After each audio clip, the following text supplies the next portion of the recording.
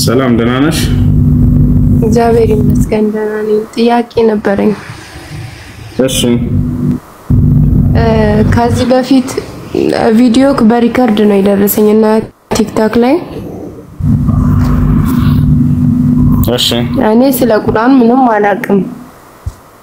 እሺ እና ድረስ ወደ አንተ የቀረቡት ከአንተም የራቁት አንተን ከበው ያሉ አህዛብ ከሚያመልኳቸው አማልክት አንተም አባቶችህም የማታውቋቸው ሌሎች አማልክት እናምልክ ብሎ ቢያስትህ እሺ አትበለው አለ እግዚአብሔር። አትስማውም፣ አይነህም አይራራለት፣ አትማረውም፣ አትሸሽገውም። ነገር ግን ፈጽመህ ግደለው። እርሱን ለመግደል በፊት የአንተ እጅ ከዚያም በኋላ የህዝብ ሁሉ እጅ በላይ ትሁን። ከግብጽ ምድር ከባርነት ቤት ካወጣህ ከአምላክህ ከእግዚአብሔር ሊያርቅህ ወዷልና እስኪሞት ድረስ በድንጋይ ውገረው። እስራኤልም ሁሉ ሰምተው ይፈራሉ፣ እንዲህም ያለ ክፉ ስራ እንደገና በአንተ መካከል አያደርጉም አለ። ሌላም ጨምርልሽ። ኦኬ የጥቅሱን ቦታ ስጠኝ። ምን ላይ ነው?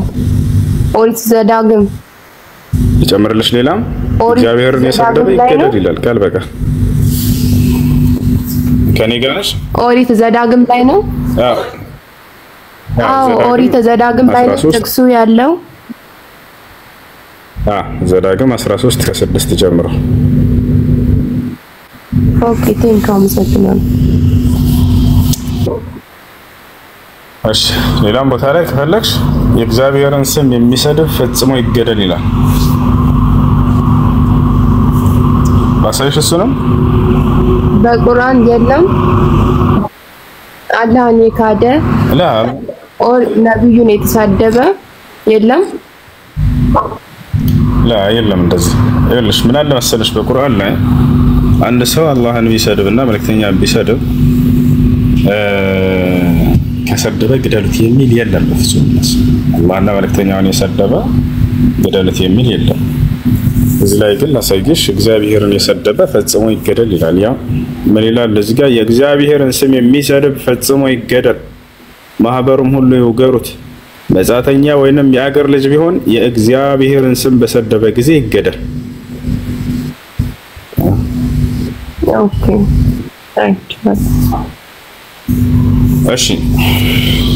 እሺ በሙስሊም ማለት ነው።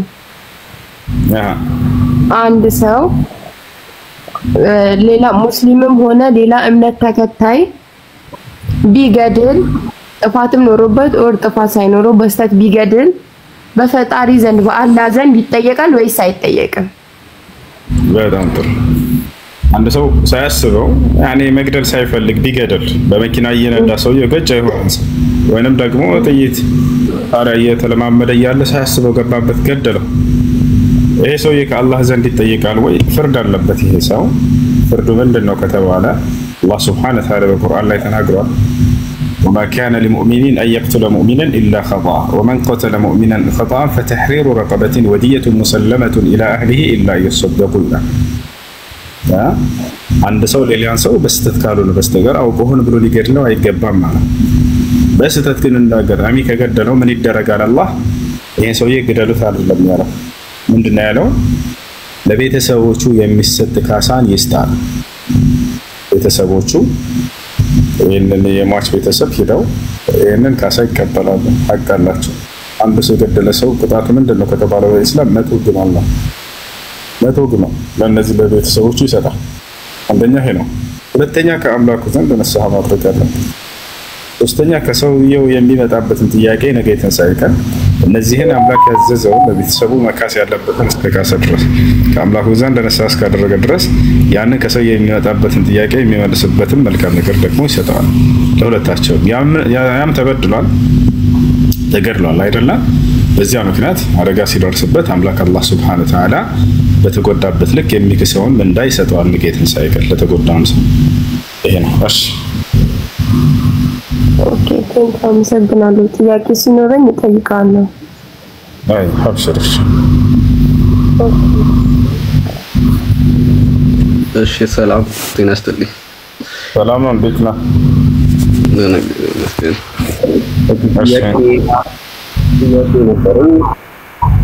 እሺ ልዩ በጠየቀኝ ነው ማለት ነው። እሺ ማስረጃው ከየት ነው?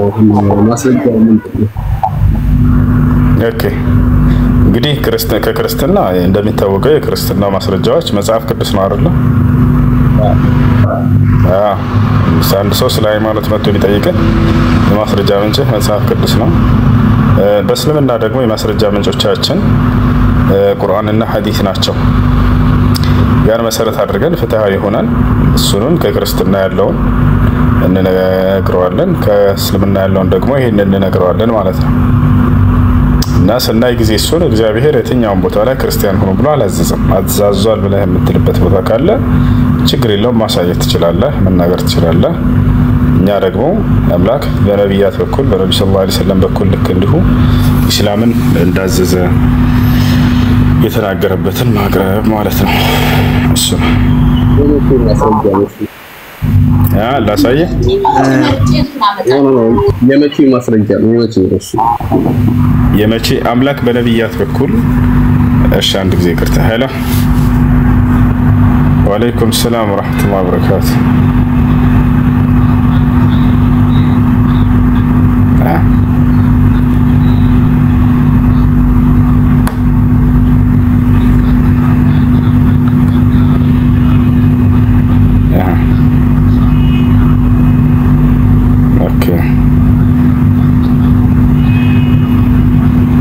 ቀጥታ ኮምቦልቻ ድረስ ያደርሳል።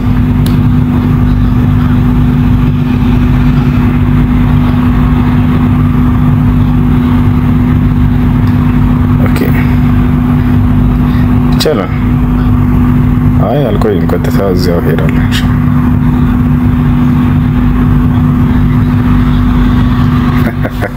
ችግር የለም። ከዚሁ ከዱባይ አይገኝም። በቃ እንደሱ ከሆነ በቃሽ፣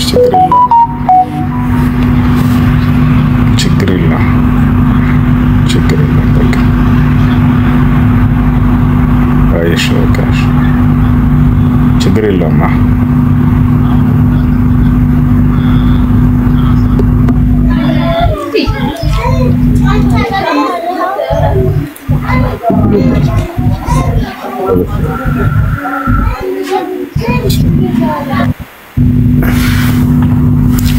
እሺ ምን አልከኝ? ይኸውልህና የመረጃ ምንጮቻችን ስለ እስልምና ከተጠየቀ ቁርአንና ሐዲስ፣ ስለ ክርስትና መጽሐፍ ቅዱስ ከዚህ አንፃር እንትን እያለን አይሽ እኮ መቼ የተጻፈ ማስረጃ ነው? አውርኩ መቼ የተጻፈ ነው ወይንስ ከማን ወረደ ነው? ከማን ወረደ ከሆነ ከአምላካችን ከአላህ ዘንድ ነው። መቼ ወረደ? እሺ አንዴ ይወረደ ወይ አንዴ ከሚጮህ ቦታ አትልቅ፣ ከሚረብሽ ቦታ ማን ጋር ነው ያለው? ሰደጋ ነው። በጣም ጥሩ። ይህ ቃል ከአምላክ ዘንድ ነው የመጣው ወገናችን። አምላክ ራሱ ነው ተናጋሪው። መቼ ነው ከሆነ ከተባለ የተላከለት ይህ መልእክተኛ ነብዩ ሰለላሁ ዐለይሂ ወሰለም ናቸው። በእርሳቸው ጊዜ ነው የወረደላቸው። ከማን ዘንድ ከተባለ ከአምላክ ዘንድ። አምላክ ጊዜ ገደብ የለውም። ስለዚህ ስላለፉትም ሁሉ የሚያውቅ የሆነ አምላክ ራሱ እሱ ነው ተናጋሪው። ነብዩ መሐመድ ሰለላሁ ዐለይሂ ወሰለም ከራሳቸው ቢሆን የዛኔ እንዴት ስላለፈው ልታውቅ ቻልክ እንላለን። ነገር ግን ራሱ አምላክ እሺ የክርስትና ኢየሱስ ክርስቶስ ከተወለደ በኋላ ነው እስልምና ይመጣል። ከዛ በፊት ስለነበረ ምን ማስረጃ አለ? ሌላው ደግሞ አትከላክል። ስለመምጣት ስለ ነብያቶቹ ስለመምጣት ከሆነ መሲሁ ይበልጣቸዋል። ይሄ እናምናለን እኮ መሲሁ ከነብዩ መሐመድ ሰለላሁ ዐለይሂ ወሰለም በፊት ነው የመጣው። ስለ መጽሐፉ ከሆነ ይህ ቃል የመጣው ከማን ዘንድ ነው ከሆነ ከአምላክ ዘንድ እንጂ ከነብዩ መሐመድ አይደለም ሰለላሁ ዐለይሂ ወሰለም። እርሳቸው ቢሆኑ ተናጋሪ እያልኩህ ነው። ከእሳቸው በፊት የነበረውን እንዴት ልታውቅ ቻልክ ብለን እንይዛቸዋለን፣ እንጠይቃቸዋለን። ነገር ግን የእርሳቸው አይደለም። አምላክ ራሱ ነው ይሄንን ቃል የገለጠላቸውና የነገራቸው። እሱ ደግሞ ኢና አውሐይና ኢለይከ ከማ አውሐይና ኢላ ኑሕን ወነቢይነ ሚን ባዕዲህ ይላል። ሙሐመድ ሆይ ከአንተ በፊት ከኖህ ጀምሮ ለነ አብርሃም፣ ለነ ኢስሐቅ፣ ለነ ያዕቆብ ስገልጥ እንደነበረው እነሆ ዛሬ ላንተ ገለጥኩልህ ቃሌን ይላቸዋል። አያርል። ስለዚህ ራሱ አምላክ እንጂ ተናጋሪው እርሳቸው አይደሉም። የዛኔ ነብያቶች ምን እንደነበሩ እምነታቸው ሁሉ ይገልጽልናል። አይ ይሄ ነገር በእኛም ላይ ተገልጿል፣ እምነታቸው አምላክ ራሱ የገለጠው ቃል ነው የምትለይ ከሆነ አብሽር፣ በዚያው መቀጠል ትችላለህ።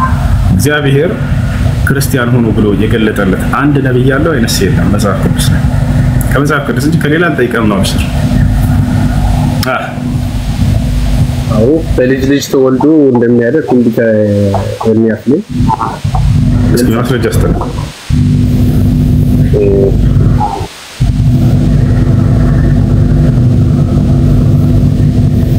አድሚኖች ካላችሁ አስገባቸው። እሺ መግባት እንፈልጋለን። አብዱል ከሪም ሙሉ ስልጣን ሰጥቻለሁ። ነው እስኪ ታስተካክለ ነገር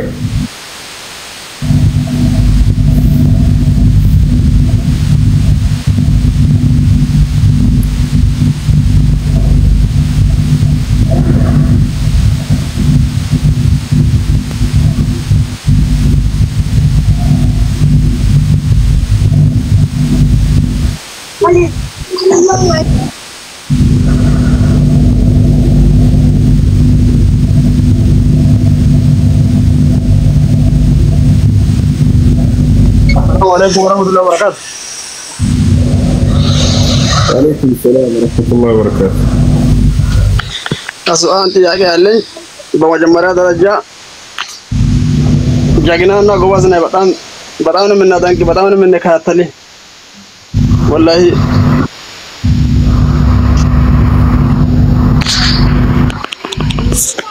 በመቀጠል ጥያቄ ደግሞ ለምሳሌ ያው ውጪ ነኝ ያለሁት ከመጀመሪያ ከኢትዮጵያ ሲወጣ የሆነ ቃል ከአላህ ጋር እንትን ብዬ ነበርኩ።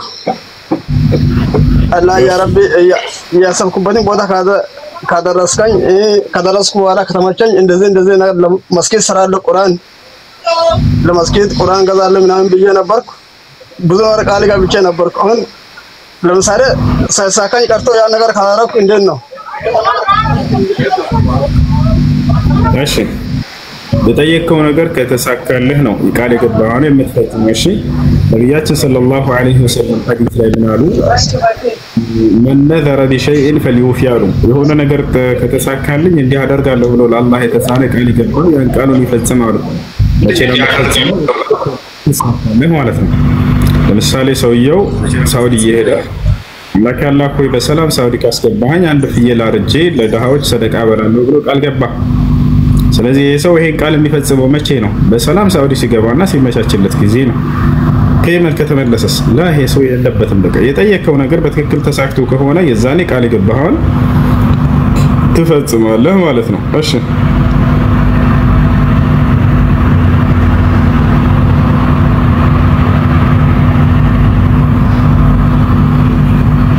ጥያቄ ያለ ይቀጥል።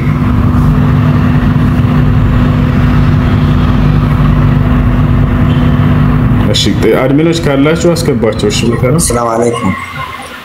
ወአለይኩም ሰላም ወራህመቱላህ።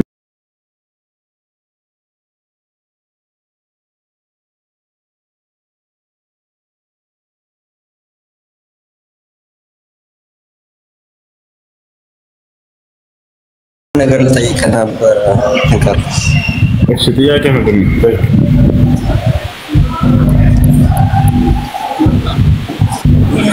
እሺ ያው እንደምናውቀው ዲናችን ወይ እስልምና በአምስት ነገሮች የተገነባ ነው። ነብያችን እንደነገሩን ቡኒየል ኢስላሙ ዐላ ኸምሲን እንደነገሩንና እዚህ ጋር ግራ የገባኝ እኔ ከኛ ማለትም ከነብያችን በፊት የነበሩ ኡመሞች ይሄ እንትን እነሱ ላይ ይሰራ ነበረ። ማለትም ረሱላችን ለኛ የነገሩን እስልምና በአምስት መሰረታዊ ነገሮች ተገንብቷል ብሎ የሚሰራው ነገር ከነብያችን መሐመድ ሰለላሁ ዐለይሂ ወሰለም በፊት የነበሩ ኡመሞች ላይ ይሰራል። ለምሳሌ በቁርአን በተለያየ ቦታ ላይ ነብያቶች ሶላትን እንዲሰግዱ፣ ጾም እንዲጾሙ ያዙ ነበረ ኡማቸው ማለት ነው። እና ይሄ እነሱ ላይ ከሰራ ከነብዩላህ ኢብራሂም በፊት የነበሩ ኡመሞች ምንድን ነበር ሐጅ ጠዋፍ የሚያደርጉ? ይሄ ማለትም ሐጅ ማድረግ አንደኛው የእስልምና መሰረት ሆኖ ስላለ በነብዩላህ ኢብራሂም ኡማም በፊት የነበሩ ህዝቦች ምንድነው ጠዋፍ የሚያደርጉት ነው። هذا بالله። እሺ መልካም ጥያቄ ነው የጠየቀው።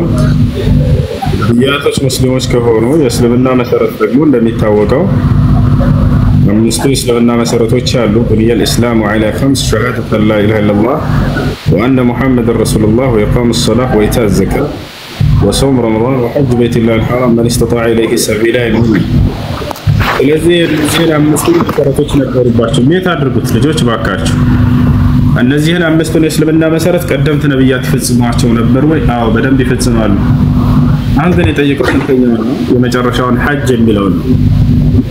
ሐጅ የሚለውን ነው። ሐጅ ደግሞ እንደሚታወቀው ካዕባ የተሰራው ልጅ ያሰበው መቼ ነው? በኢብራሂም አለይሂ ሰላም ጊዜ ይመስላል። ላ አይደለም። ኢብራሂም አለይሂ ሰላም በፊት ጀምሮ ገና ከአደም ጀምሮ ነበር ካዕባ። ይታል ኢብራሂም እና እስማኤል ምንድነው ያደረጉት? የማደስ ስራ ነው የሰሩት። እሺ እንደማሽ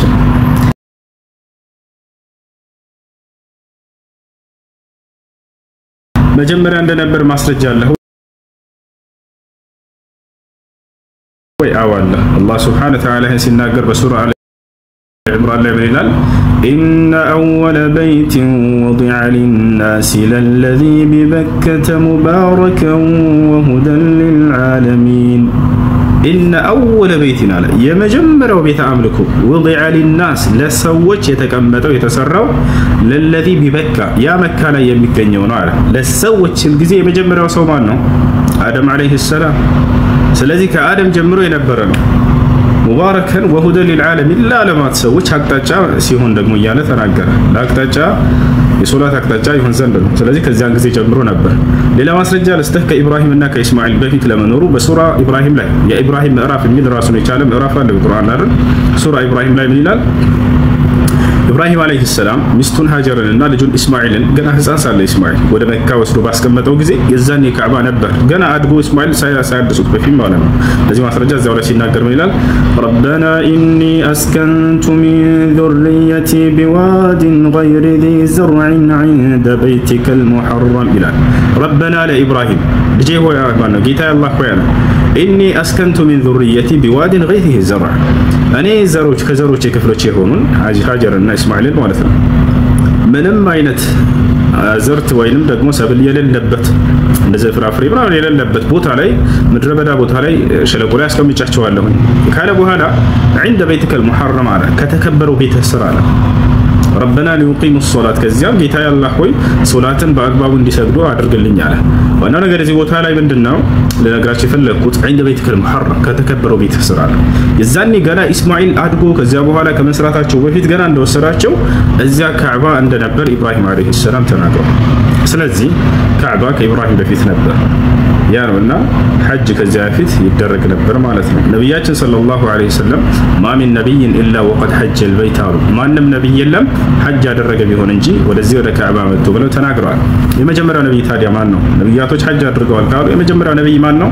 አደም አለይሂ ሰላም سئل رسول الله صلى الله عليه وسلم فقيل له يا رسول الله هل كان آدم نبيا؟ قال نعم كان نبيا مكلم ነብያችን ሰለላሁ ዐለይሂ ወሰለም ተጠየቁ። ሁዘይፋ ኢብኑ አልየማን ይባላል ሱሐባ ጠየቃቸው አንተ የአላህ መልእክተኛ ሆይ ለመሆኑ አደም ነብይ ነበርና አላቸው። نعم كان نبيا مكلم ለዚያውም አላህ ቃል በቃል ያናገረው ነብይ ነው ብለው መለሱ። አላህ Subhanahu Wa Ta'ala በቀጥታ ያናገረው ነብይ ነው። ለተቀላይ ነብያቶች ወደዚያ በመሄድ ሐጅን አድርገዋል። ኢብራሂም አለይሂ ሰላም ልክ እንዲሁ ወአዚም ፊ الناس بالحج ተብሏል። ኢብራሂም ሆይ ሰዎች ሁሉ ወደዚህ ወደ መካ መጥተው ሐጅ እንዲያደርጉ እዘዛቸው ተብሎ ከአላህ ዘንድ ትእዛዝ ወርዶለታል። ከሐጅ ስነ ስርዓት መካከል ወልየጠወፉ بالبيت العتيق ይለዋል። በዚህ በጥንታዊው ቤት ይዞሩ ይላል። ጥንታዊው ቤት ብሎ ይገልጻል። እሺ ሌላ ጥያቄ አለ? ሰላም ሹክራን አመሰግናለሁ። ايش مرحبا ايش السلام عليكم لا الحمد لله አንተ ጥያቄ ነበረኝ። مرحبا በፊት ማለት በጣም ብዙ ጊዜ ወንጌል ላይ የወደኩ ተቸገርኩኝና ከዛ በኋላ ወንጌል ላይ ላለመውደቅ ብራም ብዬ ለራሴ ቃል ገባሁኝ። ከዚህ በኋላ እንደዚህ አይነት ስራ አልሰራም። ይሄንን ስራ ከሰራሁኝ በቃ አላህ የሆነ ነገር አድርግልኝና በቃ ለራሴ እንትን አልኩኝና ይሄንን ስራ ከሰራሁኝ በቃ ላይ ወደኩ። አላህ እንክ ስራ ከተመለስ ከሰራሁኝ ምን አልክ? በቃ ከዚህ በኋላ ወንጀል አልሰራም ይሄንን ስራ ካደረኩ በቃ አላህ ወይቴ ዲስኩት ማርግልኝ ማን ብዬ እንትናልኩኝ ያው ስራ በቃ እንደዚህ አይነት ስራ ላለመስራት ብዬ ማለት ነው። ከዛ ተመልሼ ደግሞ እዛ ስራ ላይ ወደኩኝና ከዛ ተበቁ አሁን ምን ማድረግ አለ? መልሰህ ተውበት ማድረግ ነው። ይሄን ስራ ዳግም ተተመለስ እንዲህ አድርገኝ እያላችሁ እንትን አትማሉ። በራሳችሁ ላይ መጥፎ ነገርን አትለምኑ። አይሆንም እንደሱ። በተቃላይ ተውበት አድርጎ ዳግም ሊወድቅ ይችላል ወይ ወንጀል ላይ አሁን ሊወድቅ ይችላል ሰው ነውና። ታዲያስ በቃ እንዴት ወብቼ አላህን ይቅርታ ጠይቄ ዳግም ተመልሻለሁና አይምረኝም ብላችሁ በዚያው ተስፋ መቁረጥ እንዳትቆርጡ። በቻላችሁ ታቅም ታገሉ ሰይጣንን ወደ ስህተት እንዳይወስዳችሁ። ከዛ በኋላ መለስ እንኳን ወደዚያ ወንጀል ዳግም ተውበት ንስሐ ነው እንጂ ሰው ማድረግ ያለበት በቃ አይምረኝም አንዴ ይቅርታ ጠይቄ ብላችሁ እንዳትሸሹ ከአላህ። ይሄን ማድረግ ጥሩ አይደለም፣ አይቻልም። ሰይጣን እናንተን ከአምላክ ለማራቅ በጣም ይጥራል። እናንተ ደግሞ ወደ እርሱ መቅረብ ነው ያለባችሁ። ወንጀል በሰራችሁ ቁጥር ተውበት ማድረግ ነው። ሰይጣን ወደ ምድር በተጣለ ጊዜ የተናገረው ንግግር ነበር። ወዒዘቲከ ወጀላሊከ ለኡድለነሁም ማ ዳመት አርዋሑሁም ፊ አጅሳዲሂም አለ። በክብርህና በልቅና ይሁንብኝ አለ። ከአላህ ጋር እየተነጋገረ በክብርህና በልቅና ይሁንብኝ አዳምን ልጆች እርሳቸው በስጋቸው ውስጥ እስካለች ድረስ ከአንተ መንገድ አስታቸዋለሁ ብሎ ቃል ገባ። አንተን አስከዳቸዋለሁ፣ ኃጢአትንም እንዲያደርጉ ትእዛዝህ እንዲተላለፉ አደርጋቸዋለሁ ይላል። አላህም ብሎ መለሰለት ወዒዘቲ ወጀላሊ ለአግፊረነ ለሁም መስተግፈሩን ያለ በክብሬና በልቅና ይሁንብኝ አለ አላህ። አንተ ብታስታቸውም ወደ እኔ ንስሐ እስካደረጉ ድረስና ምህረት እስከተማጸኑ ድረስ እኔ ደግሞ ምርላቸዋለሁ የፈለጉትን ኃጢአት ላይ ቢወድቁም እንኳን አለ። ስለዚህ ሰይጣን አንተን ከአምላክ ትእዛዝ ለማሳት ሁሌ ይሰራል በምድር ላይ በህይወት እስካለ ድረስ። አንተ ደግሞ እርሱን ጀርባውን የምትቆርጠው በምንድነው? ንስሐ በማድረግ ነው፣ ወደ እርሱ በመመለስ ነው። ተስፋ በመቁረጥ ከሆነ ይሄ ስህተት ነው። አላህ ተስፋ አትቁረጡ ብሎናል። ቦታችኋል አይደል? አላህ ተስፋ እንዳትቆርጡ በፍጹም ብሏል። ኢነሁ ላ የቅነጡ ሚን ረሕመቲ ረቢሂ ኢላ ዳሉን አለ። ከጌታው ከአላህ እዝነት ተስፋ የሚቆርጠው የተሳሳተ ሰው የጠመመ ሰው ካልሆነ በስተቀር ሌላ አይደለም እያለ ይናገራል። እሺ ሌላ ጥያቄ አለ? ሰላም አለይኩም። ሎፊዝ የሚለው ነው ጥያቄ ጨርሰሃል? አውርደህ አንተ ነህ? እኔ ገና አልጀመርኩም። እሺ ከላይ ያለ መሰለኝ። እሺ ጥያቄ ምንድነው? ወአለይኩም ሰላም ወራህመቱላሂ ወበረካቱ። የኔ ጥያቄ እንዴት ነው ፀጉር ቤት ከፍቶ መስራት ይቻላል ወይ? ኖሬ ውስጥ መስራት ወይም ደግሞ አንተ ልክ እንደ ካምፓኒ የፀጉር ቤት ካምፓኒ ከፍቶ መስራት ይቻላል ወይ? ይቻላል፣ ችግር የለውም። ያው በዛ ላይ ብዙ አይነት ቁርጥ የሚጠይቁና ያኔ ችግር የለውም። ጺም ምናምን ላጭልኝ የሚሉን ሰዎች እንዳትላጭ። ልክ እንዲሁ ፀጉርን ደግሞ حلق الشعر بعضه هذا بعض የፀጉርን ከፊሉን ልጭት አድርጎ ከፊሉን መተው ይሄም እንዲሁ መክሩህ ነው።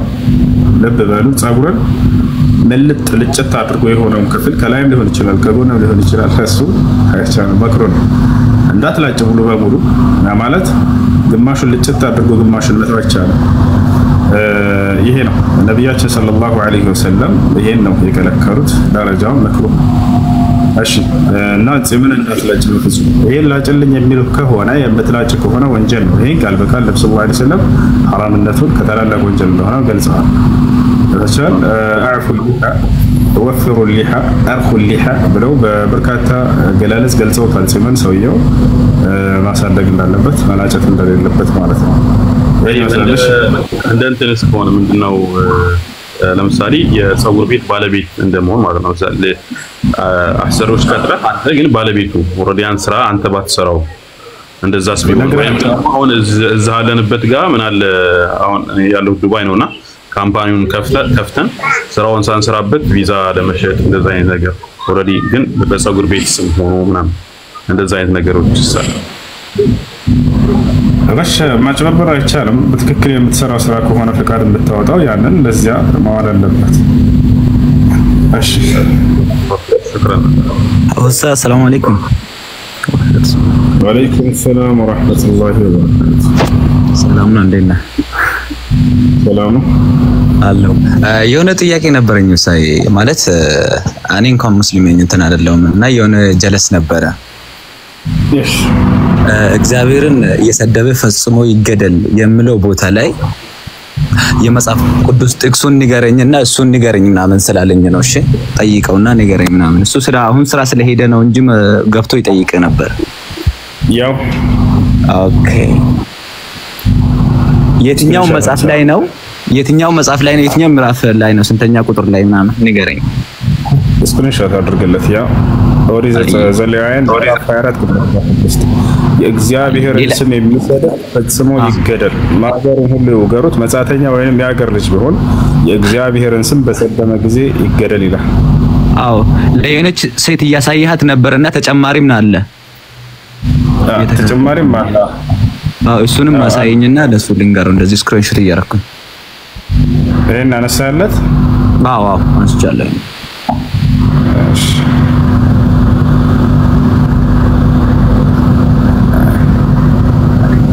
ይሄንንም አንሳለት። ያ ከዚህ ጀምሮ ኦሪት ዘዳግም ምዕራፍ 13 ከ6 ጀምሮ እስከ 11 ድረስ ከመጀመሪያው እንትን አድርግልኝና ስክሪንሾት እያደረኩኝ ነው። እንትን ነው። እሺ ላሳጥርልህ እንትን እንዲህ ለማንሳት እንዲመች። አይ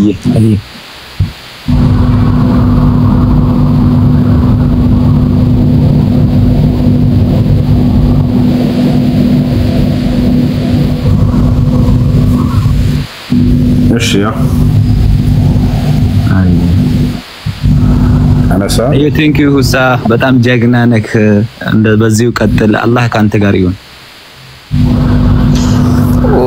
ተጨማሪ ሁሱ ዘጸአት 31:15 ይጨመርለት በሰንበት የሰራ ይገደል።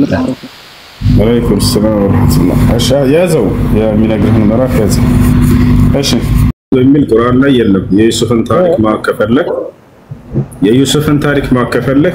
የዩሱፍ የሚል አለ በቁርአን ላይ። እዚያንን አንብበሽ። ይሄ ፊልሙ በፍጹም እስላምን አይወክልም። ሰዎች ዝም ብለው የራሳቸውን ቢዝነስ እንትን ለማለት ኪሳቸውን የሰሩት እንጂ በቁርአኑ ላይ እንደዛ አደረገ እና ደግሞ እዚህ የምትመለከቱኝ ሁላችሁም በቅርብ ነው የሰለምኩት ብያቸዋለሁ። ስራ የለኝም። በቃ የሆነ የምታግዙኝ ነገር አግዙ። ጓደኞቼ የተለያዩ ወደ ሲህር ነገር ለመምራት ይሞክራሉ። እኔ ደግሞ የሚያስተምሩኝም እንድሰልም የሚያደርጉ ያንን ነገር እንዳላረግ አላህም በቁርአን የተከለከለ ነገሮች ናቸው። ወደ ሲህር ነገሮች መግባት ጓደኞቼ በዛ መንገድ ለመለወጥ እየሞከሩ ነው። እኔ ደግሞ በዛ መንገድ መለወጥ አልፈልግም።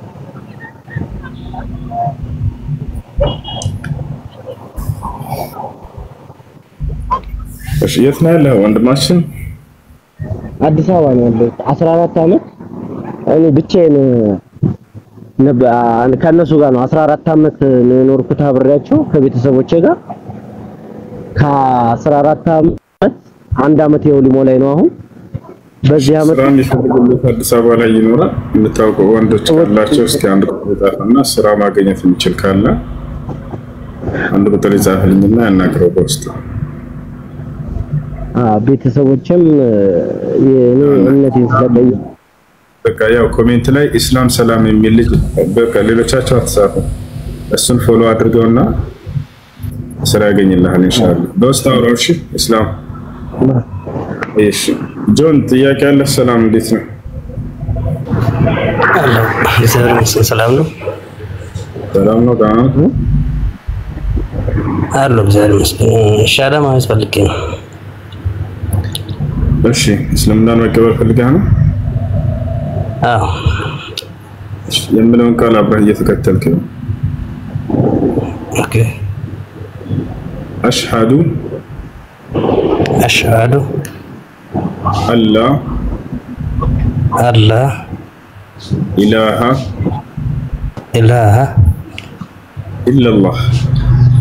ኢላላህ ወአሽሃዱ አነ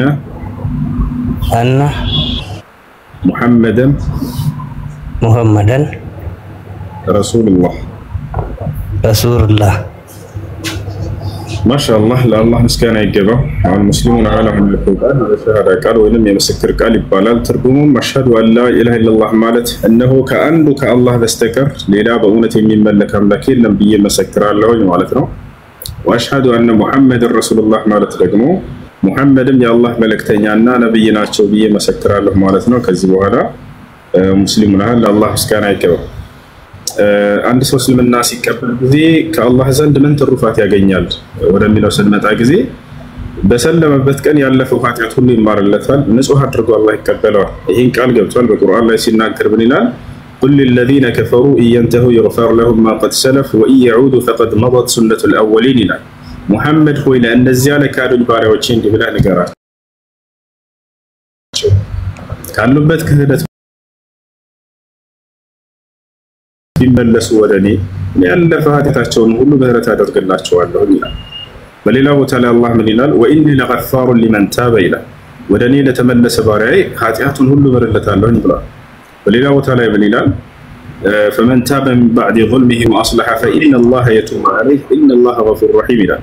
በኃጢአትና በክህደት ነፍሱን ከበደለ በኋላ መልሶ ራሱን ያስተካከለ ወደኔ ንስሐ ያደረገ የተመለሰ ባሪያዬ እኔ ንስሐውን እቀበለዋለሁ ምርለታለሁ ይላል። እኔ መሐሪና አዛኝ አምላክ ነኝና ይላል። ይሄ ነው። ሌላው ነገር እስልምና ከተቀበለ በኋላ እንደ ሰው ሻወር ሊወስድ ይገባል። ለሶላት ዝግጁ ይሆን ዘንድ የሰው ልብስን በመልበስ ስለ ሶላት አሰጋገድ በመማር ሶላት መስገድን ይጀምራል ማለት ነው። ሶላት ሁለተኛው ትዕዛዝ ነው። አሁን የመጀመሪያው ትዕዛዝ የአምላክን አንድነትና ብቸኝነት ማመንና መመስከር ነው። እሱም ደግሞ ተናግረሃል። ከዚያ መቀጠል የሶላትን ትዕዛዝ ጠበቅ ሶላትን ለዚህ ላመንከውና ለመሰከርከው ለአንድ አምላክ ብቻ መስገድ ነው። አላህ በቁርአን ላይ ሲናገር ፈሰሊ ሊረቢከ ወንሐር ይላል። ለእኔ ለጌታህ ለአላህ ብቻ ስገድ እያለ ይናገራል። ቁል ኢነ ሶላቲ ወኑሱኪ ወመሕያየ ወመማቲ ሊላሂ ረቢል ዓለሚን፣ ስግደቴ ለዓለማቱ ጌታ ለአላህ ብቻ ነው እያሉ ነቢ ስ ላ ስለም እንዲናገሩ ታዘዋል። ቁል ኢኒ ኡሚርቱ አን አዕቡደ ላህ፣ ሙሐመድ ሆይ እኔ አላህን በብቸኝነት እንድገዛ ታዘዝኩ በላቸው ይላል። እና ይህ ነው ወንድማችን። ስምህ ማን ነበር? ነው አመሰግናለሁ። ስምህ ማን ነበር? ምን አልከኝ? ስምህ ማን ነበር? ስምህ ሳሙኤል ነው። ሳሙኤል። እሺ ደስ የሚል ስም አለ። መቀየር ካልፈልግ ችግር የለበትም። ስም አይ መቀየር ፈልጋለሁ እንኳን ያንተ ነው። ቀየርን አንተ ያልከውን ቀየር፣ ችግር የለም። ያንተን ይቀበላሉ። ባይሆንም ባይቀየርም ችግር የለውም። አይ መቀየር ፈልጋለሁ እንኳን ሙሐመድ ብትባል ደስ ይላል። የነብያችን ሰለላሁ ዐለይሂ ወሰለም ስም ነው። ሙሐመድ ማለት እስኩኑ ማለት ነው። ተስማምተዋል? ኦኬ ተስማምቻለሁ። ችግር የለም። አሁንም ቀይራለሁ። ወንድማችን አሁንም ቀይራለሁ። ችግር የለም። ማሙድ እየቀየረ ጓደኞች ታገኛለህ? ሙስሊም ጓደኞች አሉ? ሙስሊም ጓደኞች የለም። ብዙ ጊዜ በቲክቶክ ተከታተላለሁ። ከዛ እኔ የምኖረው ከዛ ዘፍጋ ነው። ፎሎ አድርጌ ያለሁኛው በውስጥ አናግረኝ፣ ስልክ ቁጥር ላክልኝ፣ ትምህርት የምትማርበት ግሩፕ አስገባለሁ። እሺ እሺ፣ አመሰግናለሁ። ኢንሻአላህ ጾም ነው አሁን ያለንበት እንደምታውቁ ከነገ ጀምረህ ጾም። እሺ ሰላም ነው። እሺ ሰላም፣ እንዴት ነው? አመሰግናለሁ። አይሽ እሺ ሰላም፣ እንዴት ነህ? ከን አለን እንዴት ነው? አለን ሰላም ነው። ሰላም ነው። እኔ የምጠይቅ ነገር እሺ፣ አንድ ክርስቲያን ወደ ሙስሊም ሲቀየር እንዳለ አጻይቱ ይራገፍለታል ምናምን እያልክ ነበር። አዎ እኔ አሁን ሙስሊም ነኝ በለ፣ ግን ሰላት ጋር ምናምን አይመራኝም። ለምን እንደሆነ እንጃ። እሱ አንተ ነህ አልፈልግም ያልከው። አምላክ አላህ ሱብሓነሁ ወተዓላ ስገድ ብሎ መክሮሃል። በነቢያት በኩል አዝኋል። እነዚህ ነቢያት አሁን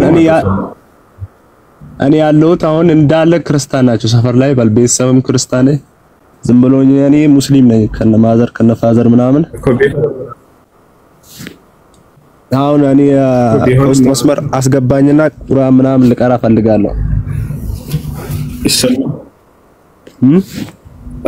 በቃ ስልክ ቁጥር አለ አስተላከልኝ፣ አስቀምጥልኝ፣ አየዋለሁ ሲወጣ። እሺ እሺ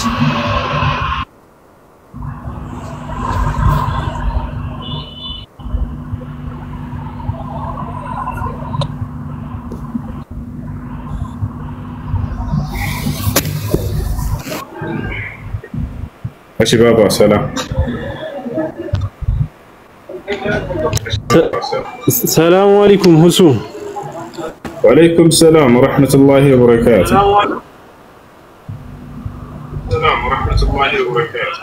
እንዴት ነህ? ደህና ነህ? አላህ አልሐምዱሊላህ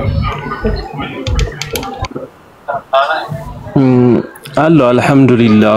አንድ የክርስቲያን ጓደኛ ነበረኝ እና እስልምናን መቀበል ይፈልጋል፣ ግን ስለ እስልምና ማለት ክርስትና ትክክለኛ ሃይማኖት እንዳልሆነና እስልምና ትክክለኛ ሃይማኖት እንደሆነ እንድታስረዳው ፈልጌ ነበር። ያተገባለ እና ጎኔ ነው ያለ አስረዳው። እየሰማኸኝ? አጠገቤ ነው ያለ። እሺ እንግዲህ በመጀመሪያ ልናገር የሚገባው ነገር ምንድነው?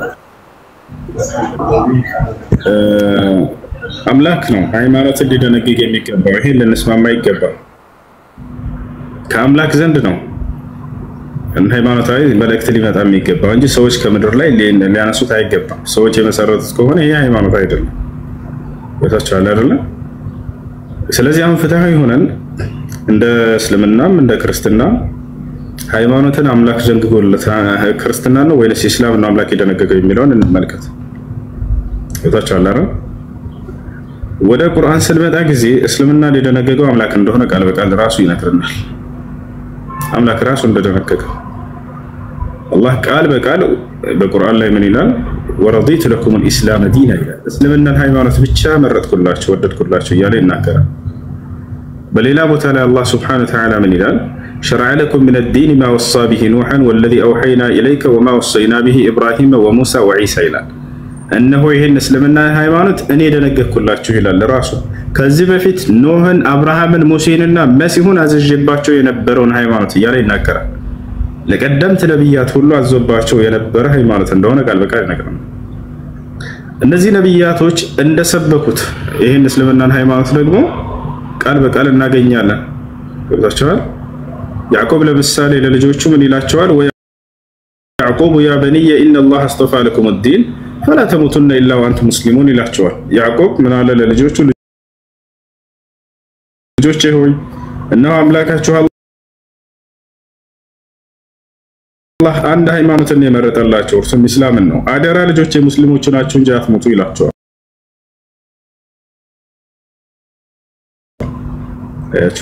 ነብያቶች ሰብከው ኑህ ምን አለ? ወእምርቱ አን አኩነ ሚነል ሙስሊሚን ይላል። እኔ ከሙስሊሞች እንደሆን ታዘዝኩኝ ይላል።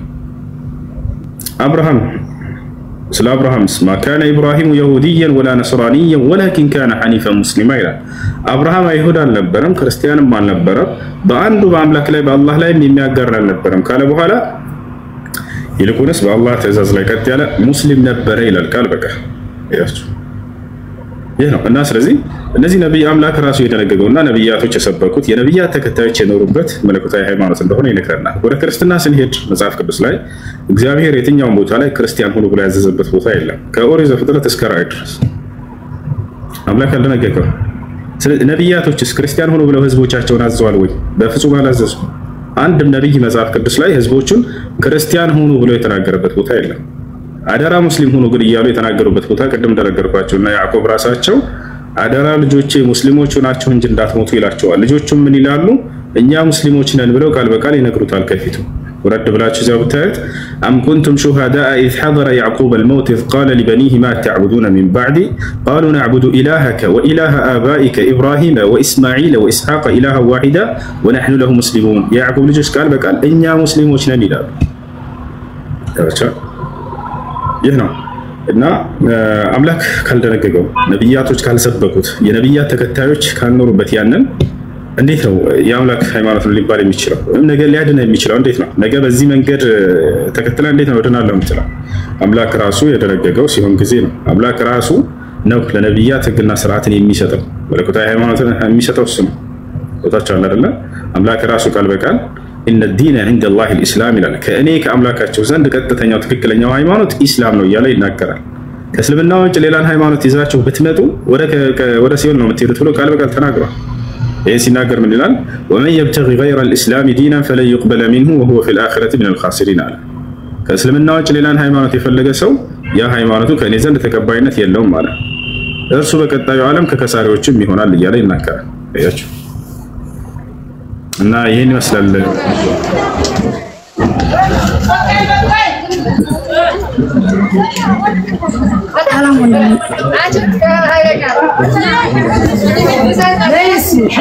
መርሃባ በደንብ አዳምጠሃል።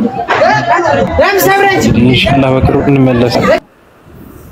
አይሽ እሺ አሜን። በዚህ አጋጣሚ አላህ ይጨምርልህ። ወላሂ በጣም ነው የማደንቅህ፣ የምከታተልህ፣ የምወድህ። አሚን አሚን።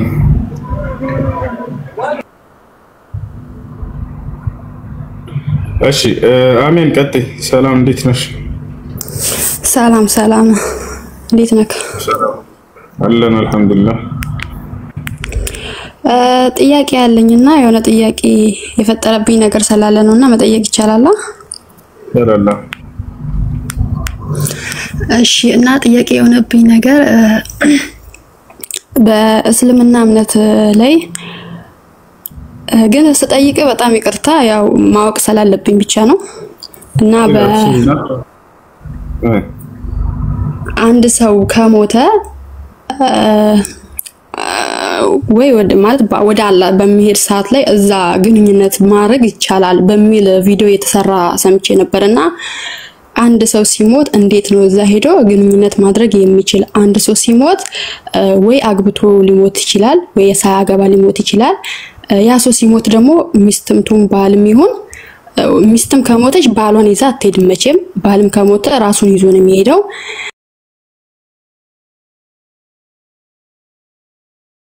እንዴት ነው እዛ ሄዶ ግንኙነት ማድረግ የሚችለው? ሲሄዱ አብሮ አይሄዱም እና ሌላ ሰው ነው ወይስ አግብተው ነው? እንዴት ነው ይሄ ነገር ሊፈጠር እዛ የሚችለው በማለት ነው ጥያቄ ፈጠረብኝና በዚህ ላይ ብትነግረኝ። ኦኬ አሁን እንደሄደ እዛ ብቻውን እንተራ ይሄ የሚሆነው የትንሣኤ ቀን ነው። በገነት ውስጥ ህይወት አለ። በገነት ውስጥ ሰዎች ባልና ሚስት ነው ይኖራሉ። አዎ ይኖራሉ እንጂ ነገ የትንሣኤ ቀን ከፍርዱ ቀን በኋላ እንጂ ይሄ አሁን እንደሞቱ ምናምን ሄደው ይኖራሉ ምናምን አይደለም። አሁን እንደሞቱ ሰዎች ወዴት ይሄዳሉ ከሆነ ጥያቄሽ ቀጥታ ወደ ገነት ይሄዳሉ ሙስሊሞች። ነብያችን ሰለላሁ ዐለይሂ ወሰለም አርዋሑል ሙእሚኒነ ፊል ጀና ብለዋል። የሙስሊሞች ነፍስ በገነት ትኖራለች ብለዋል። ይሄ ነው ይሄ የሚሆነው የትንሣኤ ቀን የቂያማ ቀን እንጂ አሁን እንደሞቱ አይደለም።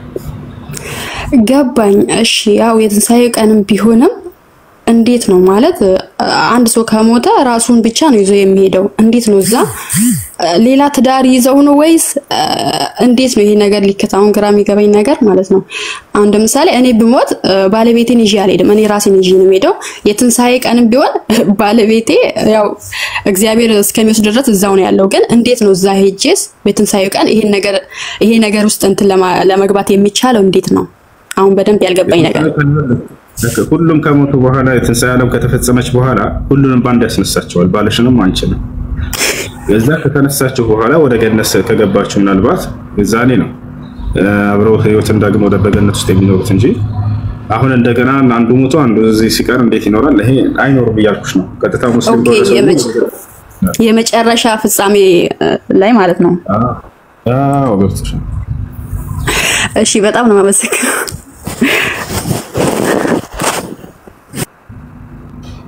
እንደ እሺ እዮባ ሚውተናንሳ ጥያቄ አለ? ጥያቄ አለ? እዮብ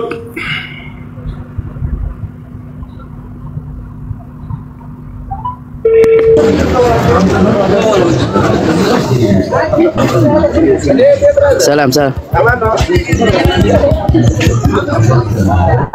ሰላሙስ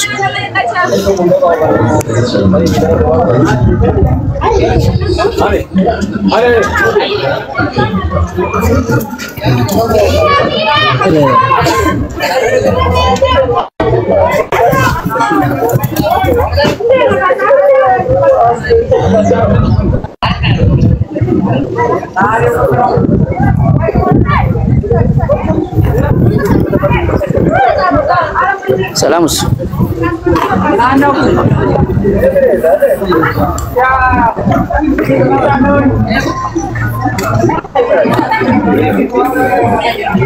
الله ማነው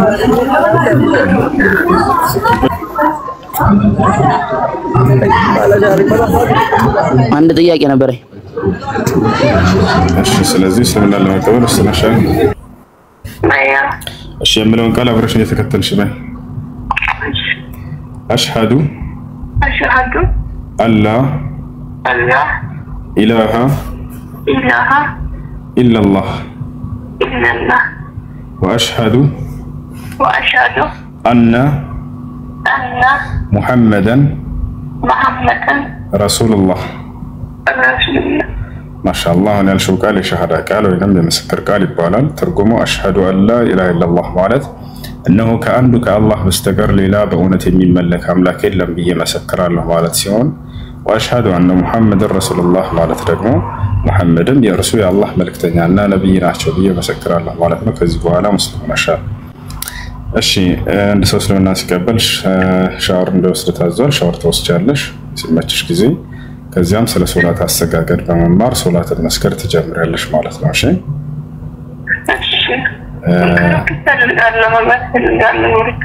ችግር የለም ግሩፕ እንዲያስገቡሽ ስልክሽን ሰጣቸዋለሁ ለልጆች ስምሽ ማን ነበር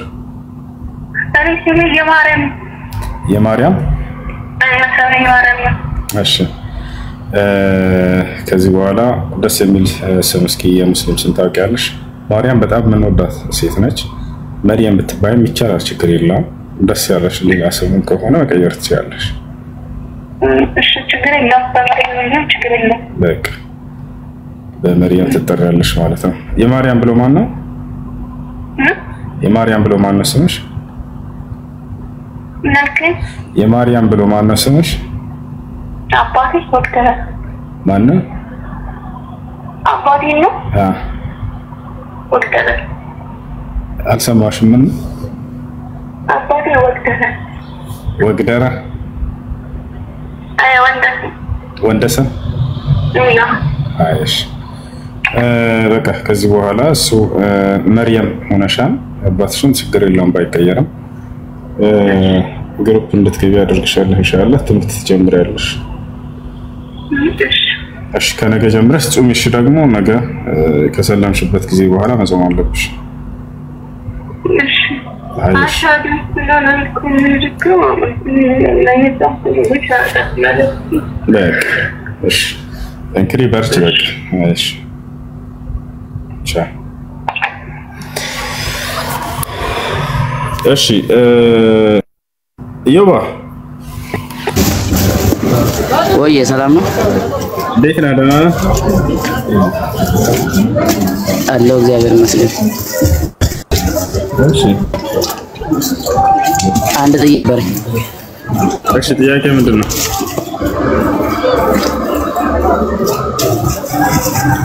ከክርስትናና ከእስልምና ቀድሞ የመጣው የትኛው ሃይማኖት ነው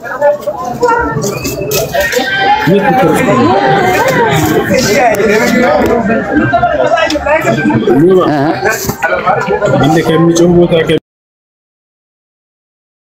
ከሚረብሽ ቦታ ራቅትን ትንሽ ዳጋ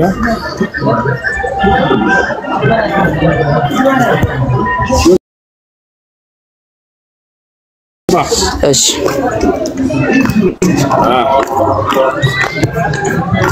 አይሰማም እንደማር ይሰማል አጥሩ ለትኛው ክርስትና የሚባል ሃይማኖት አምላክ እንደደመጠቀ አይታወቅም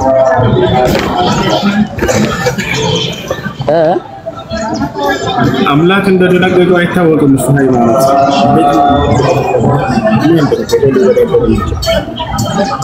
እሺ አምላክ የደነገገው ሃይማኖት የትኛው ነው?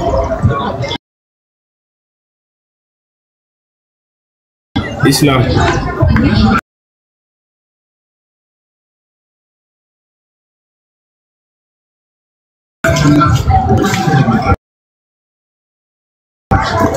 ማስረጃ ኦኬ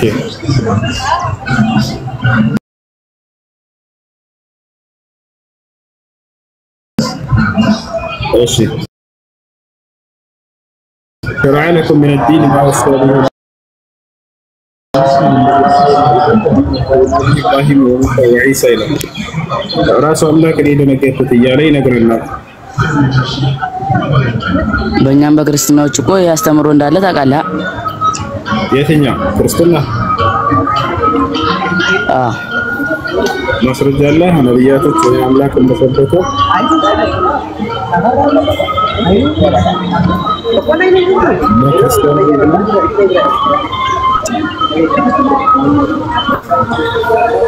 ይማ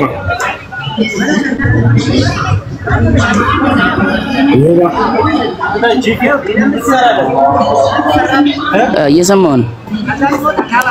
አምላክ የተባለ መጽሐፍ ቅዱስ አምላክ የትኛው በተለይ ክርስቲያን ሆኖ ብሏል።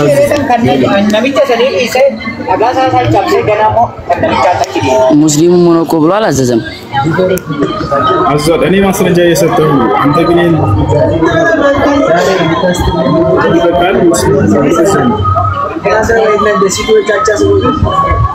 እሺ ሶታ ቆይ ድጋሚ ያባለኝ ስራ ቦታ ሰው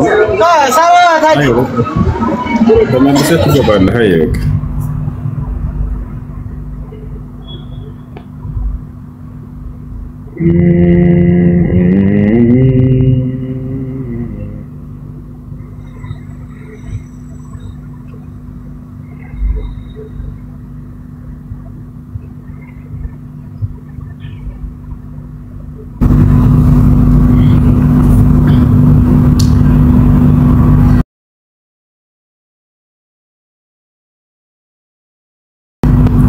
كان الله ليعذبهم وأنت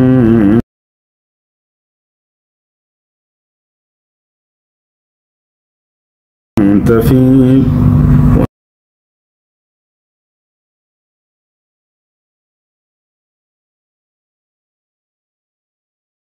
ما كان الله